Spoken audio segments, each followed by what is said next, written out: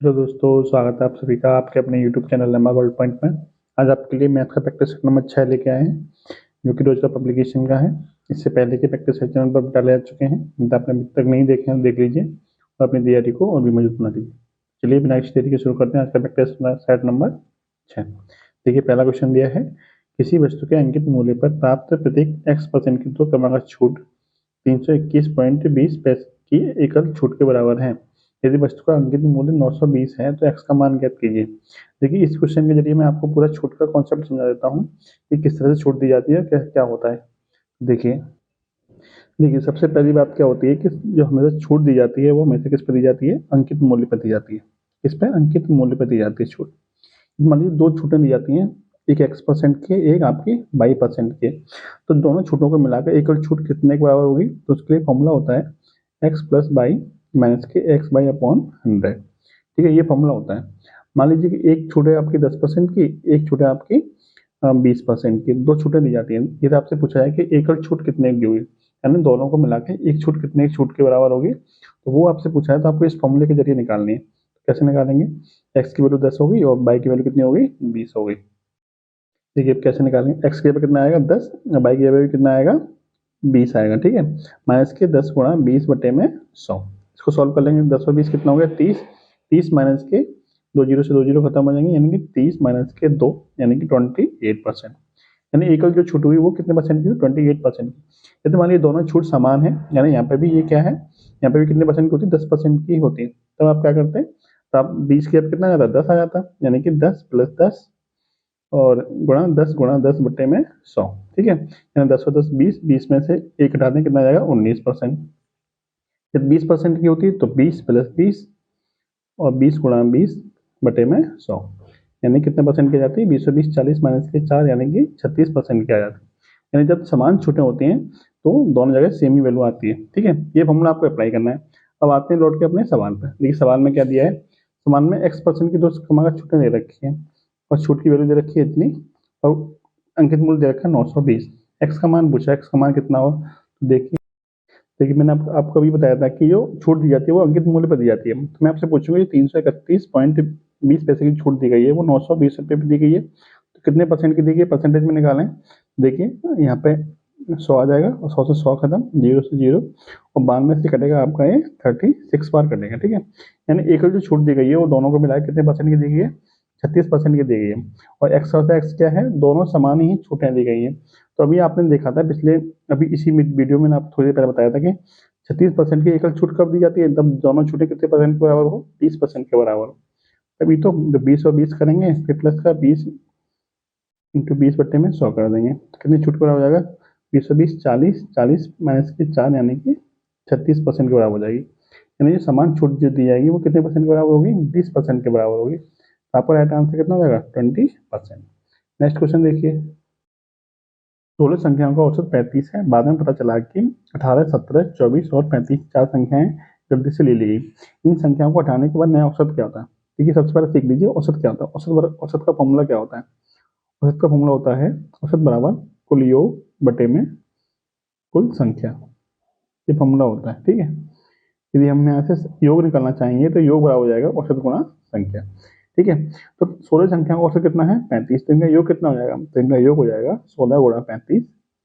16 गुणा 35 कितना हो जाएगा? 16 पंजे 80 और 16 तिया 48 और 8 56, यानी 560 योग हो जाएगा। आपसे पूछा है कि ये चार संख्या आपकी गलत ले ली गई हैं, तो इन चार संख्या का योग कितना हो जाएगा? 18, 17, 24 और 35 का योग कितना हो जाएगा?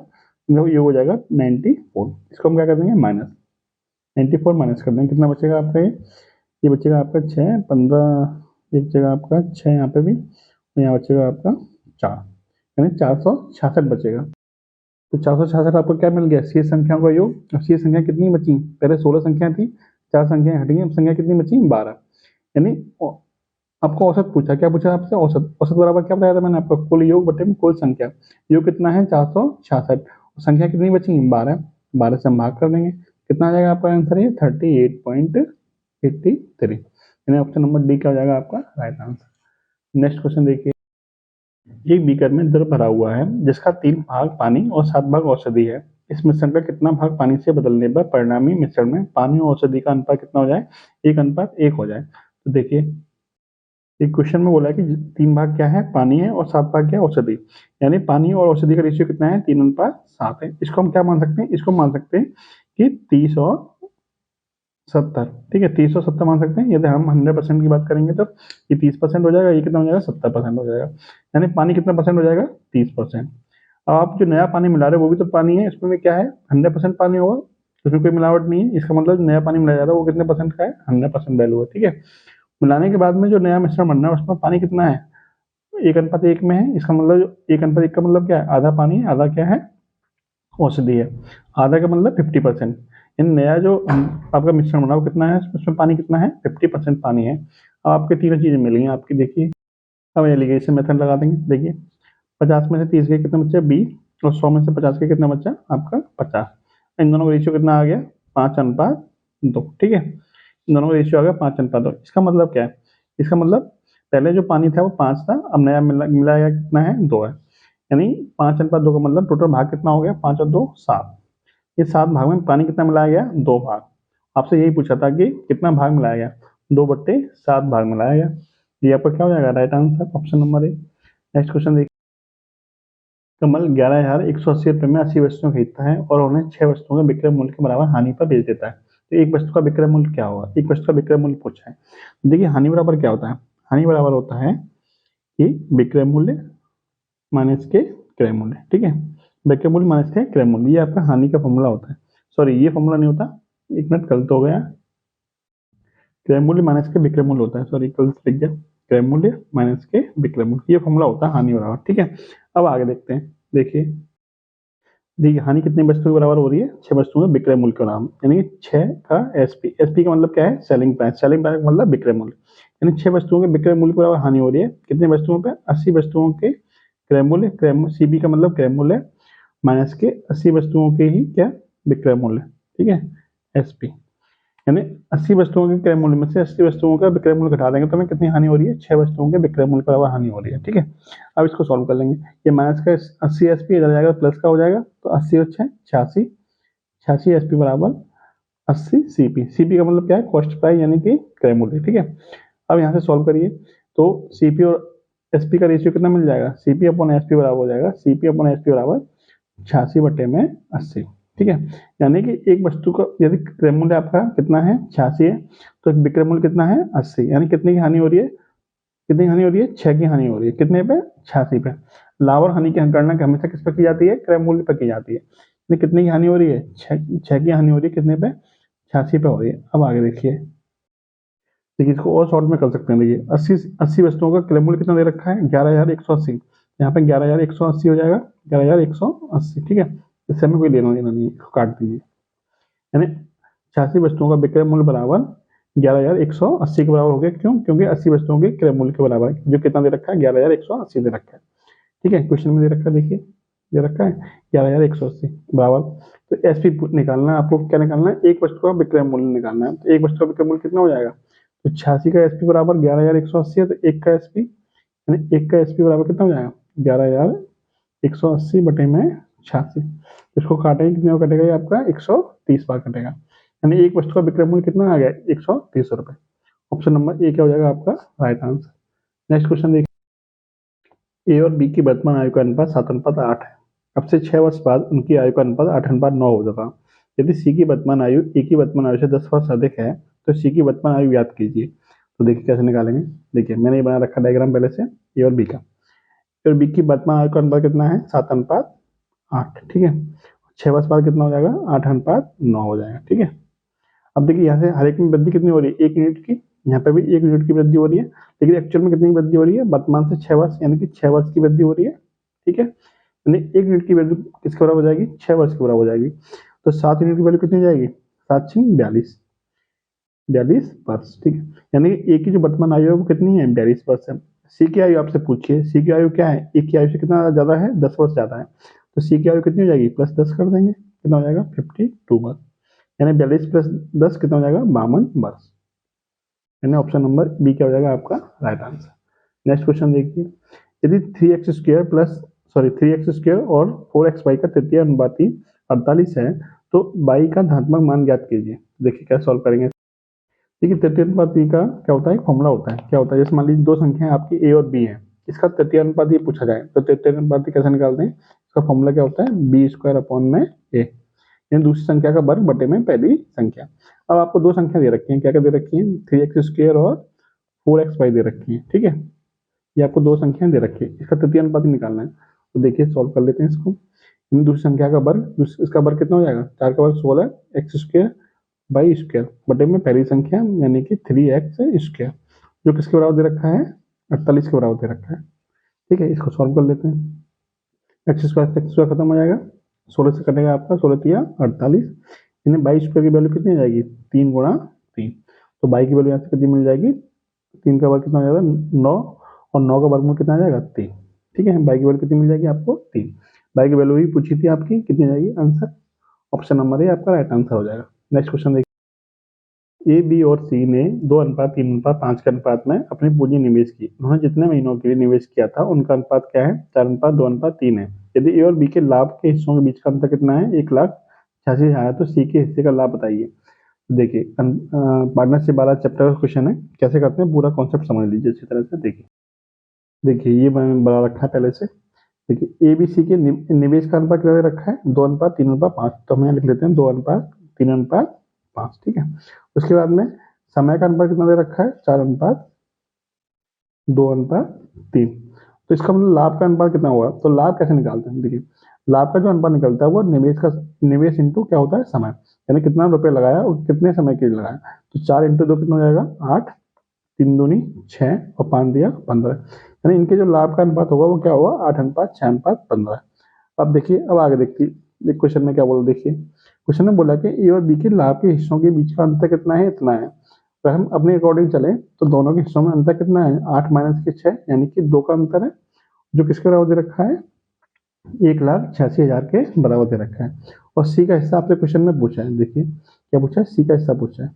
सी का हिस्सा है कितना, सी का हिस्सा कितना है 15, यानी 2 यूनिट की वैल्यू दे रखी है इतनी और 15 की पूछी है, तो एक की वैल्यू कितनी हो जाएगी, एक की वैल्यू हो जाएगी आपकी 1,86,000 बटे में 2, 15 की कितनी हो जाएगी, गुणा कर देंगे 15 का, ठीक है। इसको सॉल्व कर लेंगे, जब इसको सॉल्व कर लेंगे कितना कटेगा, 93 यानी 93,000 हो जाएगा। 93,000 इंटू 15 करेंगे तो कितना आ जाएगा आपका, 3 जीरो तो लास्ट में आएंगे। उसके बाद में 15 × 45, 15 में 135 और 3 सॉरी 4 139, यानी कि 13,95,000 13,95,000 किसमें, ऑप्शन नंबर सी में, जो कि आपका क्या हो जाएगा राइट आंसर। नेक्स्ट क्वेश्चन देखिए, एक वर्गाकार पार्क को समान क्षेत्रफल वाले 2 आयतों में विभाजित किया गया है। यदि इन आयतों में से प्रत्येक का परिमाप कितना है, 39 मीटर है, तो वर्गाकार पार्क का परिमाप बताइए।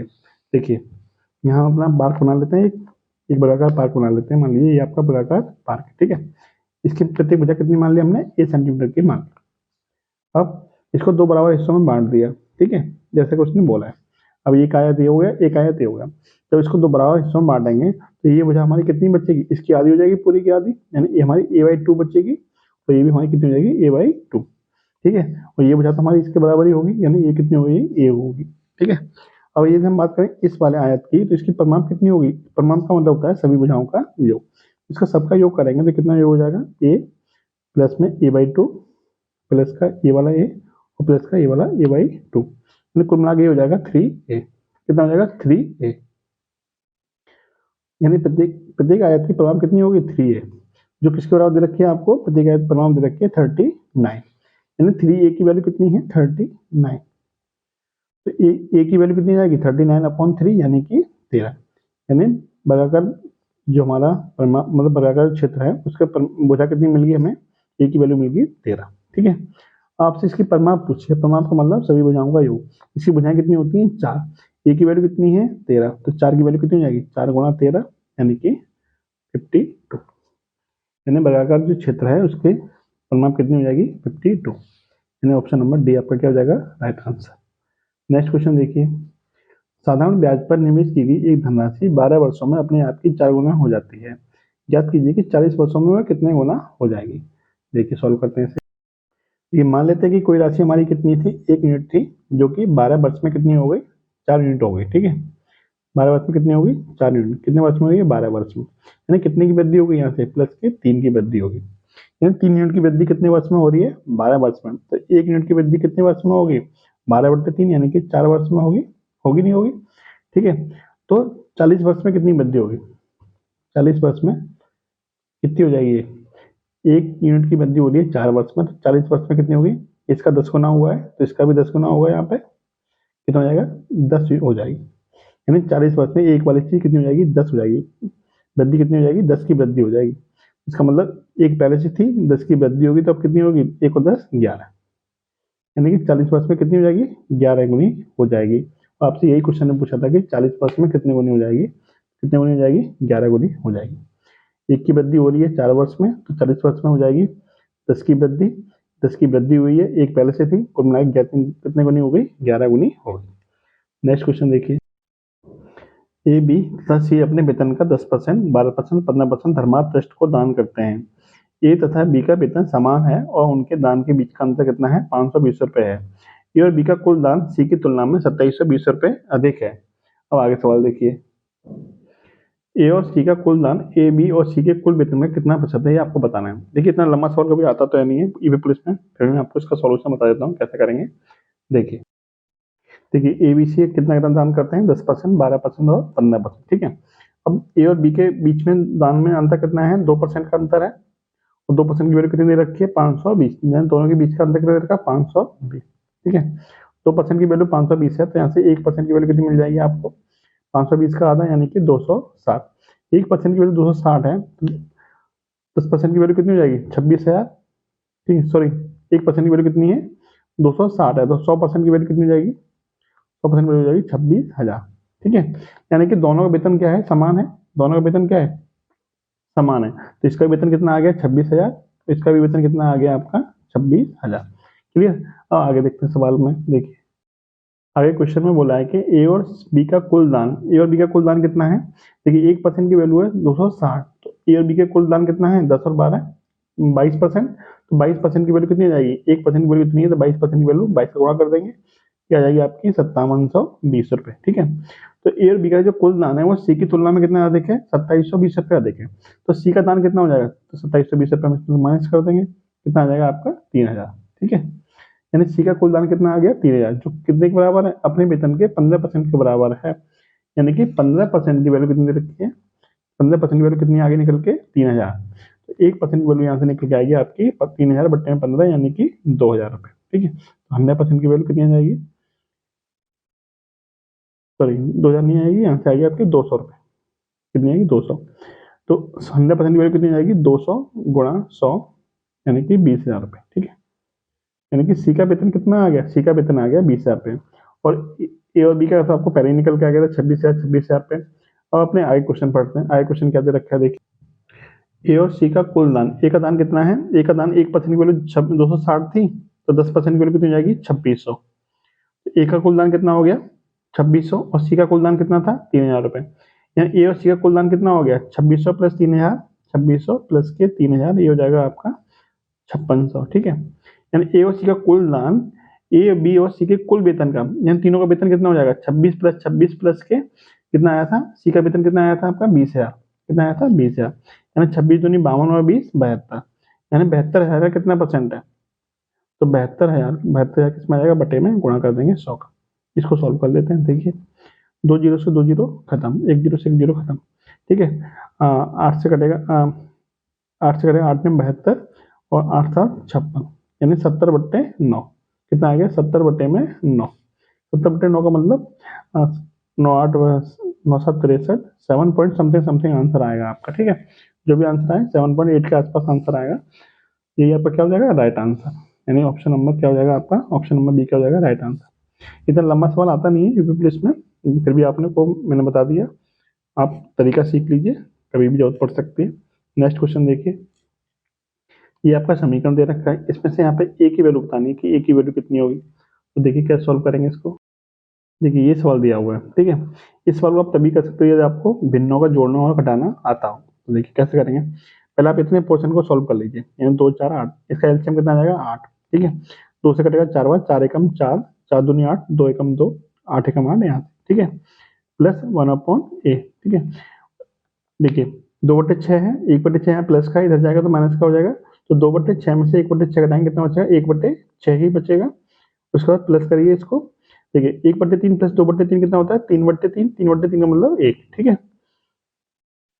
अब आगे देखिए ये कितना हो जाएगा, 4 और 2 6 और 1 7, 7/8 प्लस के 1 में a बराबर 6 एकम 6 और 1 7, 7/6, ठीक है। आगे सॉल्व करते हैं, यानी 1/a बराबर, ये इधर प्लस का इधर जाएगा तो माइनस का हो जाएगा, 7/6 माइनस के 7/8। इसको सॉल्व करते हैं, कितना आ जाएगा, 7 8 56 और 7 6 42, 56 और 42 का अंदर कितना होता है 14/, इन दोनों का गुणनफल 8 6 48, ठीक है। तो सॉल्व करिए, 2 से कटेगा 7 बार, 2 से कटेगा 24 बार, यानी कि 1/a बराबर मिल गया आपको 7/24। लेकिन आपको वैल्यू किसकी पूछी है, ए की, तो ए की वैल्यू कैसे निकालेंगे, उसका उल्टा हो जाएगा, यानी ए बराबर आ जाएगा आपका 24/7, ठीक है। ये क्या हो जाएगा आपका right answer, 24/7, option number B आपका क्या हो जाएगा राइट आंसर। नेक्स्ट क्वेश्चन देखिए, क्वेश्चन दिया है कि 5 की पावर 217 गुणा 2 की पावर 129 गुणा 6 की पावर 10 में शून्य की संख्या ज्ञात कीजिए। देखिए शून्य की संख्या डिपेंड किस पर करती है, शून्य की संख्या जो डिपेंड करती है वो 2 और 5 के गुणनफल पर डिपेंड करती है, यानी जितने जितने 2 और 5 होंगे उनके जो जितने 2 और 5 के जोड़े होंगे उस पर डिपेंड करेगी शून्य की संख्या। जैसे मान लीजिए 2 की पावर 2 गुणा 5 किया जाए तो यहाँ पर 2 कितने हैं, 2 बार आए, ठीक है। और यहाँ 5 कितनी बार आया, एक बार आया है। जब इनका तीनों को गुणा करेंगे तो कितना हो जाएगा, 2 दूनी 4 पंजे 20, 20 में जीरो कितने आया, 1 आया, ठीक है।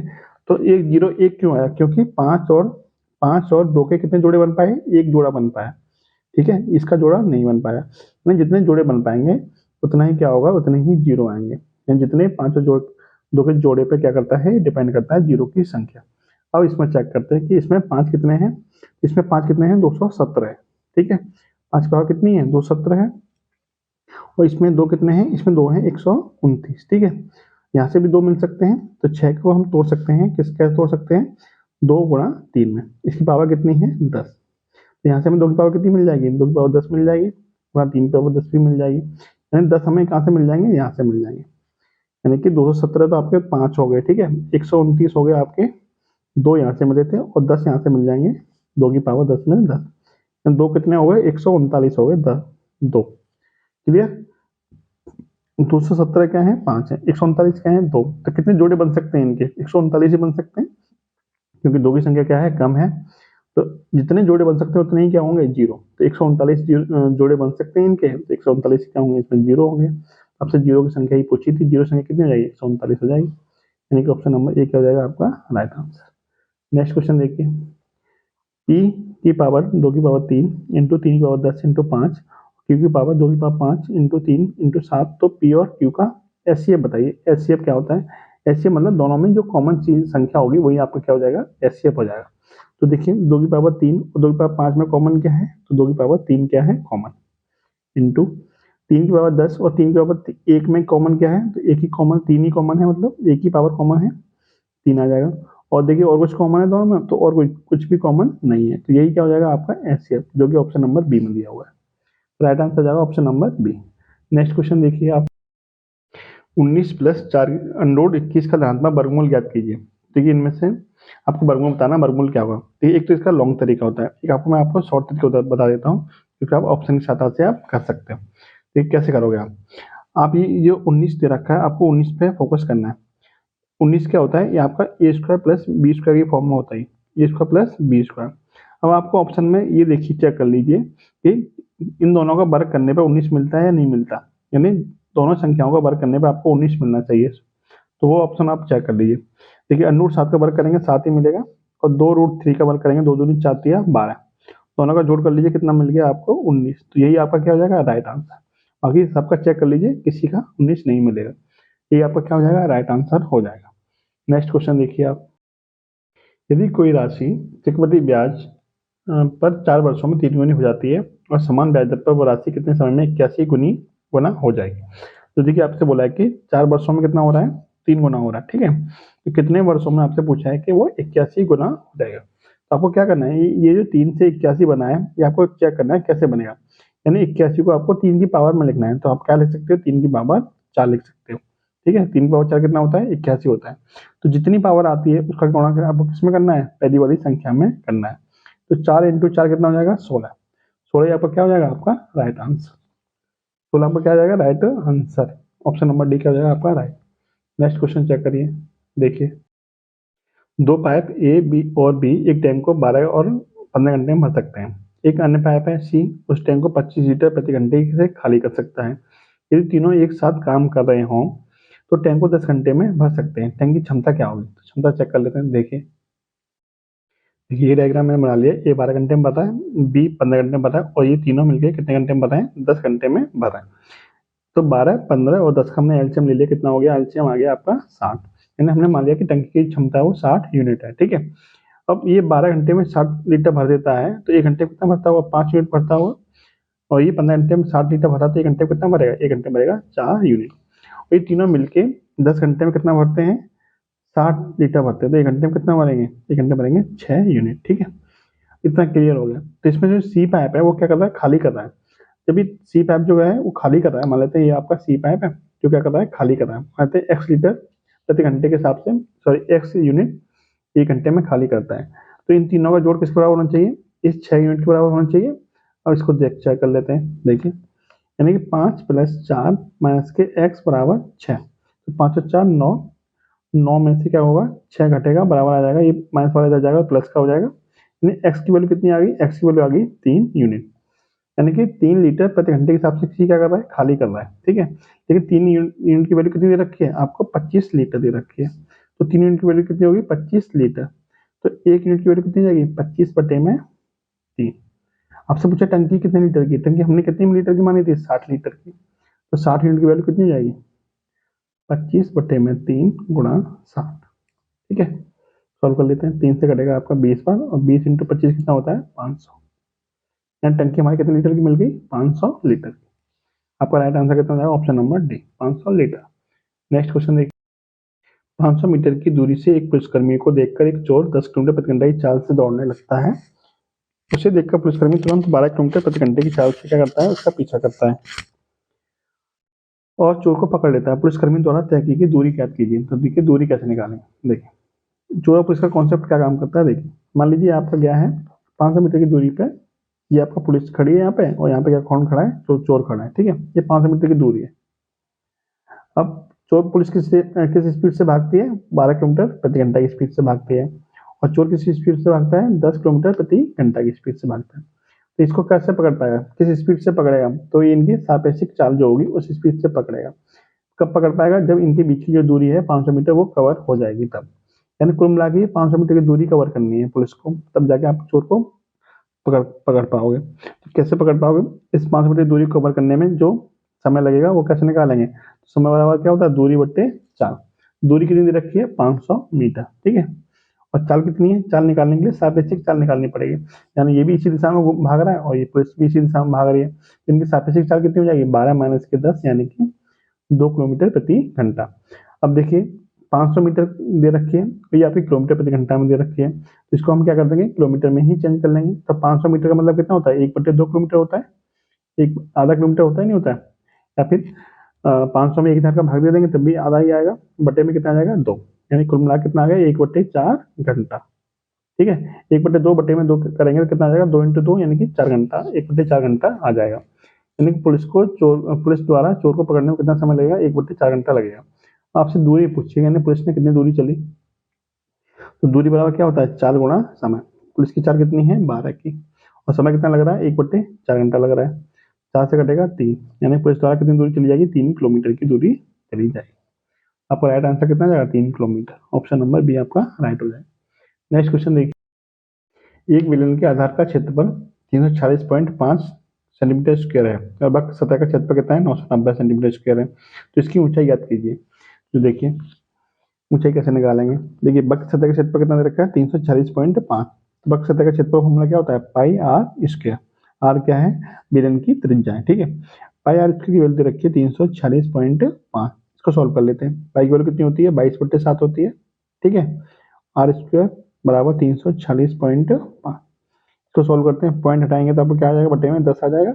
5 से कटेंगे 2 बार और 5 से ही कटेगा आपका 5 × 30 और 4 बचे 5 × 45, 5 × 15। ठीक है, उसके बाद 11 से कटेगा आपका 2 बार और 11 से कटेगा आपका 11 छक्के 66, 11 तिया 33, यानी कि आर स्क्वायर की वैल्यू कितनी आ जाएगी, आर स्क्वायर की वैल्यू आ जाएगी आपकी 63 गुणा में बट ये 7 जाएगा, बटे में कितना आएगा, ये 2 पहले से था और ये बात 2 भी इसमें क्या आ जाएगा, बटे में आ जाएगा। ठीक है, तो यहाँ से आर स्क्वायर की वैल्यू आ गई इतनी, तो आर की वैल्यू कितनी आ जाएगी, इसका वर्गमूल ले लेंगे, तो इसका वर्गमूल कितना आ जाएगा, 63 को हम लिख सकते हैं 9 गुणा 7, ठीक है, 7 यहाँ पहले से था, बटे में कितना है 2 गुणा 2, इसका वर्गमूल लेंगे तो वर्गमूल कितना आ जाएगा, 9 का वर्गमूल 3, इन दोनों में से एक 7 बाहर आ जाएगा और बटे में इन दोनों में से एक 2 बाहर आ जाएगा, यानी कि 21/2, यानी कि आर की वैल्यू कितनी आ गई 21/2।